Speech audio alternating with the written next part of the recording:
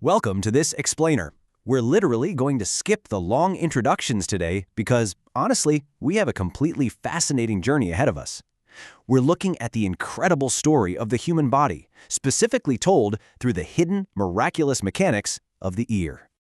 Okay, let's dive right into this with a question that might just challenge everything you thought you knew. Do you actually hear with your ears or with your brain?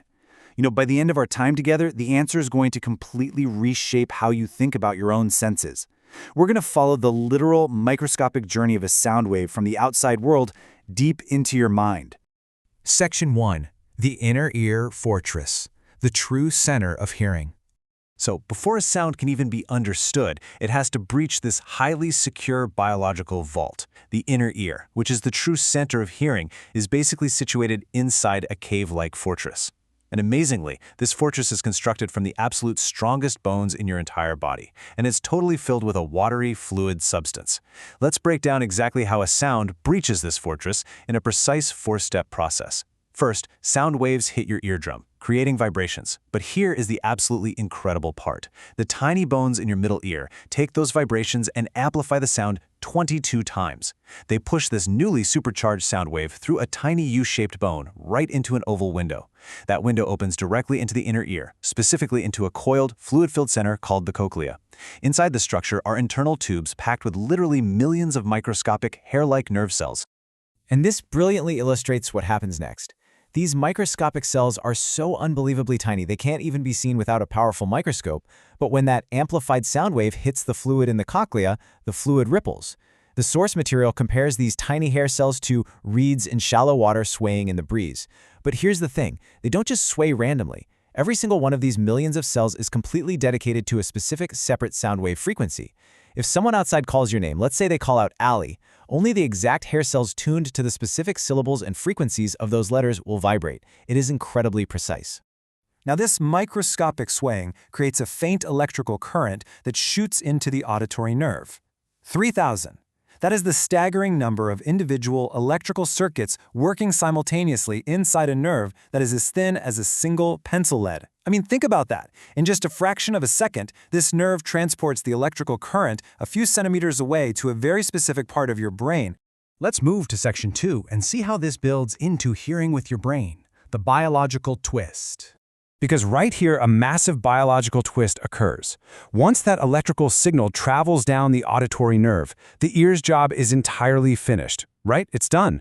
Once that signal arrives, it is now entirely the brain's responsibility to figure out what to do with the millions of electrical signals arriving all at once.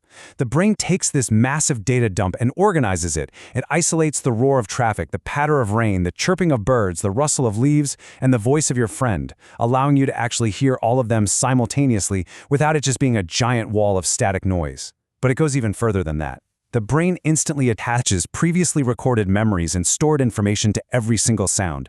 It turns raw signals into actual meaning. For example, if you hear the call to prayer, your brain connects it to the intention of going to the mosque. If you hear the crack of gunfire, your brain instantly triggers the reaction to run away.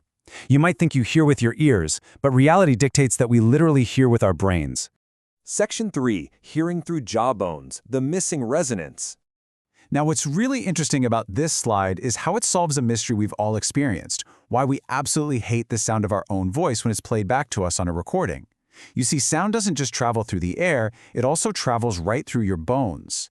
When you speak, one part of your voice travels through the air, enters your outer ear, and goes into your inner ear. But a whole other part of your voice penetrates directly into your jawbones and travels straight into the inner ear from the inside. Which brings us to the missing piece of the puzzle shown right here. The person listening to you speak is only hearing the air vibrations, but you are hearing the air vibrations combined with that deep internal resonance vibrating through your jaw. A tape recorder, well, it only captures the air vibrations.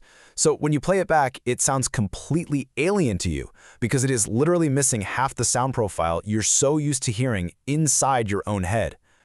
Section 4. The secret balance center, your inner gyroscope. Most people think their ears are purely instruments for hearing, but your ear hides an incredible silent superpower. It is the command center that maintains your physical equilibrium every single second of your life. To manage this, nature has built 3 tiny, fluid-filled semicircular canals inside your ear. They monitor your body across 3 distinct dimensions. One specific canal acts as a monitor for all your up and down movements. The second one keeps an eagle eye on your front and back movements. And the third monitors your movements from left to right. It's like having an ultimate biological gyroscope. So the crucial point is how this actually plays out in real life.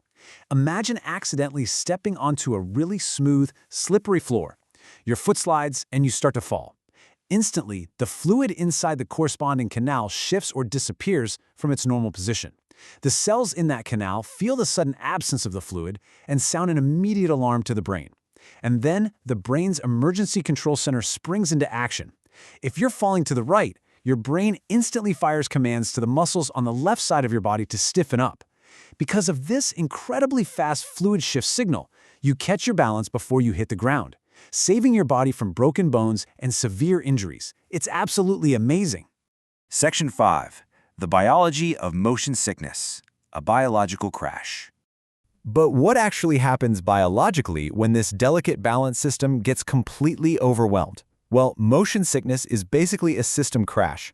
Have you ever seen parents take a young child by the hands, spin them around really fast, and then stop them? The child immediately gets dizzy and falls over. Why? Because the fluid in those 3 balance canals is sloshing around, changing positions so rapidly that the canals are firing off an overwhelming number of conflicting signals to the brain. The brain literally cannot process that many signals at once, and it temporarily loses the ability to appropriately control the body's muscles.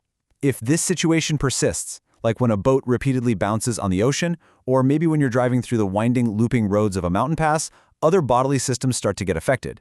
The brain's confusion leads to excessive sweating and intense nausea. And that is the biological reality of motion sickness. Section 6. The aging of our ears, an unstoppable process. Now we move to the final, somewhat poignant chapter of the inner ear's life cycle. You see, from the very moment we're born, our sense of hearing gradually, continuously begins to decline. It's an unstoppable biological process happening inside you right now. Every year, the tissues inside your inner ear are losing a little bit of their natural elasticity. Those millions of microscopic hair cells that sway like reeds to catch specific sound frequencies, they're slowly becoming old and worn out. And in some of the most sensitive spots of the ear, tiny calcium deposits naturally begin to accumulate over time. Which leaves us with this final, lingering thought. Your ear is a fortress of the strongest bones in your body. It's a master processor of millions of signals, and it's your body's ultimate guardian of balance. But it's also temporary. If your hearing has been subtly fading since the very day you were born, what sounds will you make sure to appreciate today? Take a moment to really think about that. Thanks for joining me on this explainer, and I hope you never listen to the world exactly the same way again.